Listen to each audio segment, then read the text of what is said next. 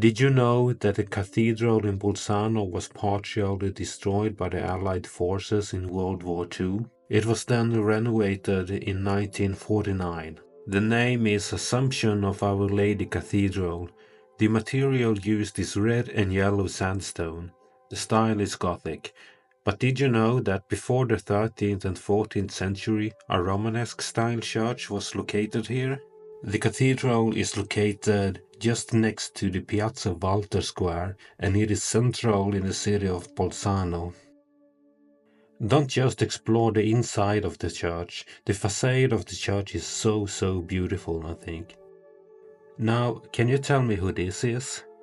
I found this really cool clock on the facade. Now tell me, what time is it? The stunning 65-meter high church tower, featuring an open-work spire, stands prominently in the Centro Piano district and can be seen from a distance. Constructed by skilled Lombard and Swabian craftsmen between 1501 and 1519, its gargoyles and balustrades evoke the architectural style of Notre Dame in Paris. Inside the cathedral, visitors are instantly captivated by the spacious vaulted interior, which features 3 naves and dates back to the end of the 14th century. This church holds the distinction of being the first Gothic structure in history, with a long central nave and 2 side naves arranged in the shape of a cross. One of the most striking elements of the interior is the pulpit, crafted around 1507. It rests on a single pillar with a round base, beautifully decorated with lizard motifs. The hexagonal pedestal is adorned with 4 plaques, each depicting cherubs holding stonemasons' tools. The pulpit itself is richly detailed, featuring reliefs of the 4 church founders alongside the 4 evangelists, adding to the cathedral's impressive artistry. You can enter the church as a tourist, but because people were praying, I did not walk to the front of the church, because I did not want to disturb them. You got to show respect to them. But I sat down for a while and just enjoyed the beauty and the organ playing in the background. I was surprised that it was not more people here. What do you think of visiting churches as a tourist? I think churches can tell you a lot about the past. I am not religious, but I still like to visit churches as a tourist. The organ playing in the background was so beautiful, so let's just listen to that for a couple of seconds. It was so relaxing to listen to.